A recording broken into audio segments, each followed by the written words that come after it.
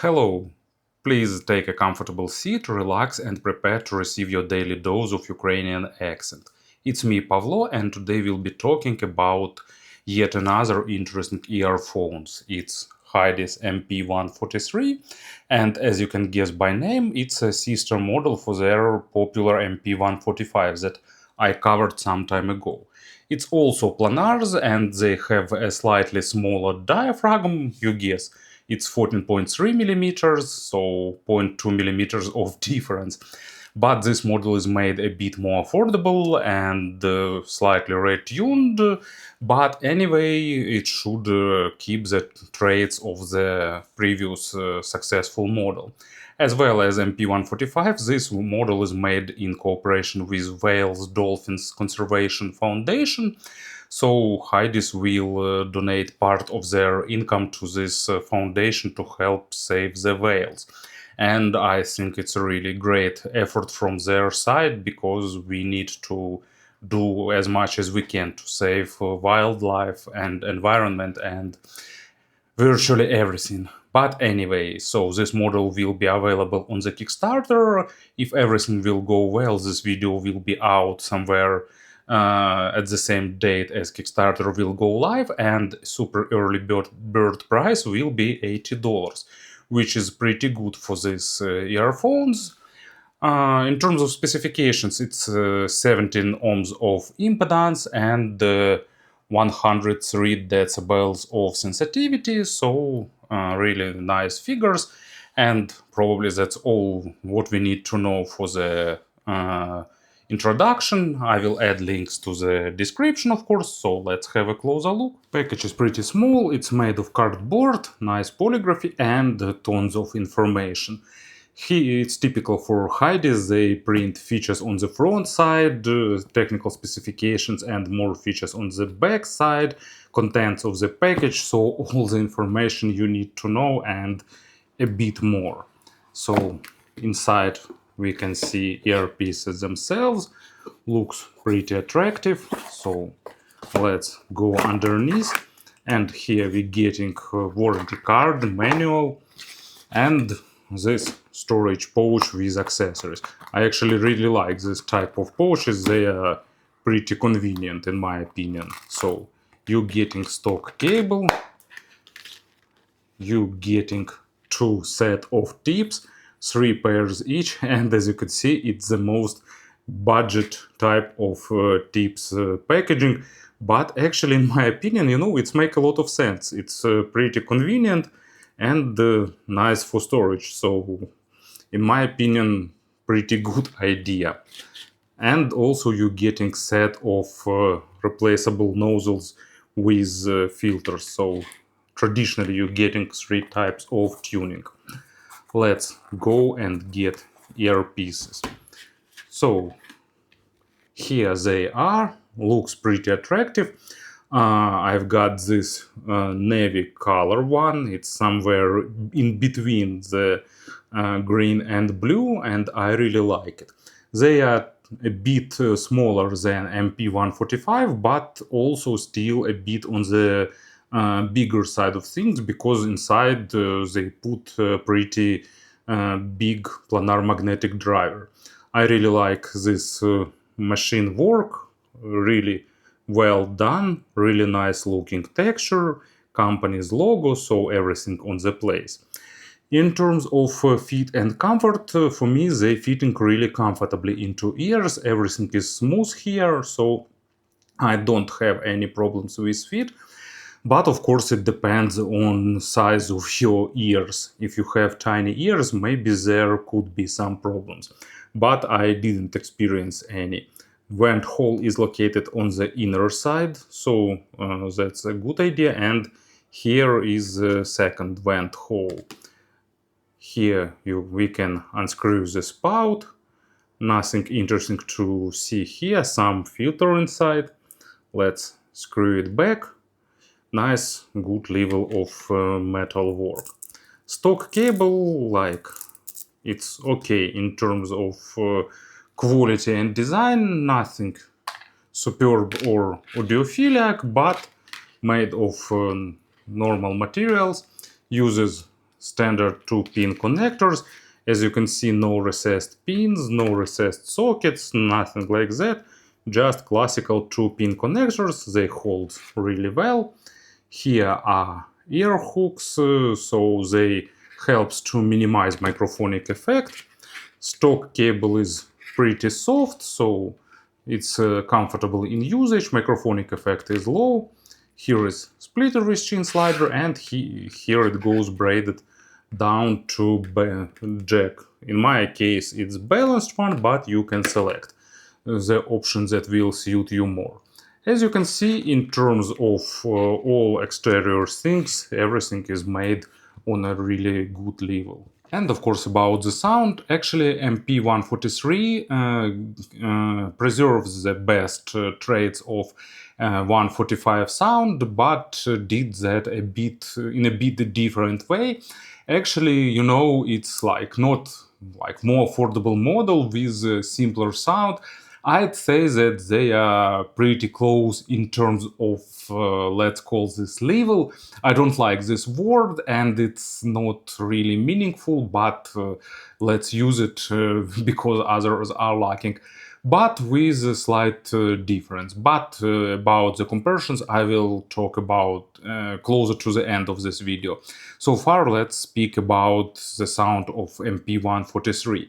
Of course, you'll get different sound with different tips. I prefer using these black ones because with them I'm getting a bit more engaging signature. And you getting 3 filters. As usual, I'm using the natural one in between. That one that is more labeled as more treble one gives a bit more boost in the upper mid area, making sound a bit more energetic and with a bit more spiciness. And the bass one actually makes treble less present and slightly elevates the low frequencies. They are not like changing sound in a drastic way.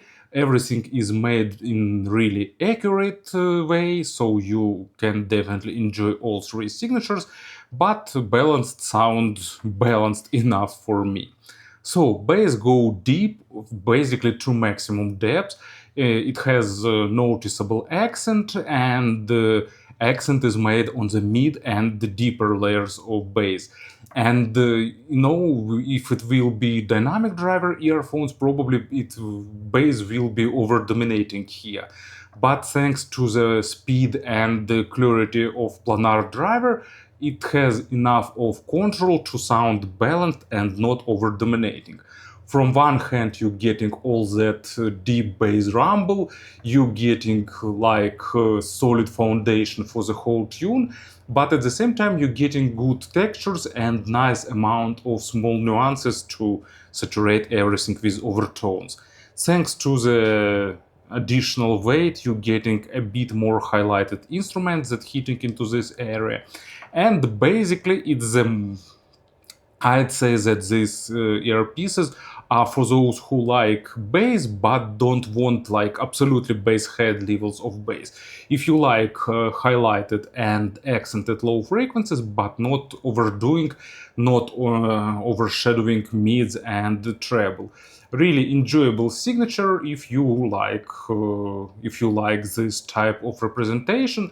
Pretty universal. Subjectively, I prefer a bit less bass, but this amount is still kind of okay for me. I'm just not a fan of bass. I like when it's firm, but not like dominating. And as an example, it's Zitto by Musica Nuda, and it's a great example for these earphones. It has this double bass and contrast with Pedro Magoni vocal that builds a great contrast. And these earphones deliver it in a great way, really enjoyable, really palpable double bass with a lot of nuances and details, and at the same time pretty emotional, dynamic vocal with a lot of small nuances because record quality here is pretty nice. Bass transitions to the mid frequencies. In terms of graph, they are recessed, but actually in practice, of course, they're not like missing or lacking or hiding behind the bass. Despite of accent on the low frequencies, mids are still present and they are not shadowed. Bass leak is almost absent here. Good resolution, almost zero coloration, so if you want some coloration, probably you need to use equalizer or something like that, because they don't add anything. Pretty honest mid frequencies with good amount of details and nuances. Not too sharp or too monitoring, with a pretty moderate boost in the upper mid frequencies, and that's the thing that I really like about them, because usually when you're getting nice great bass, lot of companies boost upper mid frequencies to give you like more spiciness in sound.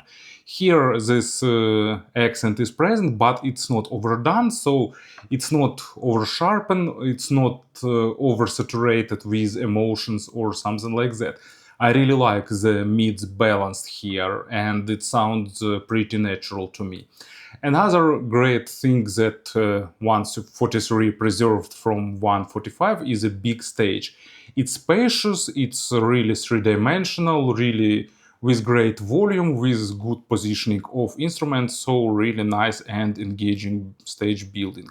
In terms of quality of records, it's better to get some well-recorded things, to get the all nuances, all the details, and if record is good, these earphones will deliver it in a really great way. So let's go for the example. And it's Robert Plant, Hey Joe.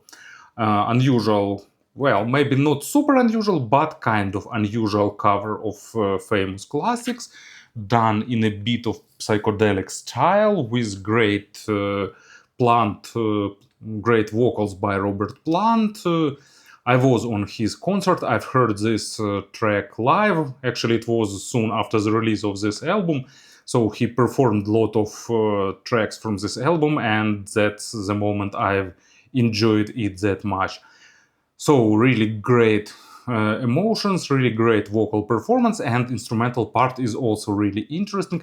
And these earphones deliver it with good amount of nuances and details and nice stage building. Treble here is nice. It has above average extension, not super extended, but pretty nice. It has a bit faster than they should be attacks and decays, but in general, overtone representation is done really well here. Of course, don't expect like superb audiophilic layering or like super high overtones, but basic overtones are represented nicely, giving good amount of realism for the instruments. To my ears, treble here is not sharp and not sibilant, but at the same time it's not like treble light earphones, so when something is present in the treble area, they will represent it. But at the same time, not overdo that. So, in my opinion, good representation of the treble that suits overall signature of these earphones. Pretty detailed and saturated, airy, but at the same time not over sharpened. And actually, let's go for the example. It's Interstellar mountings. So first of all, big stage of these earpieces fits this track perfectly, but also this track requires nice treble performance because it's a big orchestra, especially in the at the tutti part, at the end where sound gets to the crescendo. It's requires nice treble performance to represent all that instruments overtones, and actually these earpieces do that, maybe not perfectly, but in a pretty good way. So really great value for this price. In terms of pairing, actually they require a bit more powerful than traditionally because of lower than average impedance and not super high sensitivity. but at the same time they don't require like tons of driving power, just a bit more than average. So pair them with some dongle and that's it. Luckily, Hidizs have a lot of dongles to offer. At the same time, they're not getting a lot of background noise, and that's a good thing. Speaking about the comparisons, actually, just two models came to my mind. Actually, MP145, they have slightly less deeper bass and slightly more boost in the upper mids and treble area. They have a bit more saturated and extended treble, but at the same time a bit more like energetic and sometimes a bit sharper. Here treble is more calm, but at the same time you're getting slightly more deeper bass. In terms of mid performance, they are pretty close. So, in my opinion, that's an example of true earphones that have both great sound with slight difference. And just for some reference I just one model I recall in this price range, and of course it's Fuse JD7. JD7 has more weight on the low frequencies because of dynamic driver and more accented treble with more dynamic driver type signature, with slightly slower attacks and decays and less air in the treble area. To summarize everything, in my opinion, really great value and really good sound that offers a great level of technicality typical for the planar magnetic drivers, but at the same time not analytical because of fun and engaging sound signature. Thank you for listening, thank you for your attention, and of course have a great day.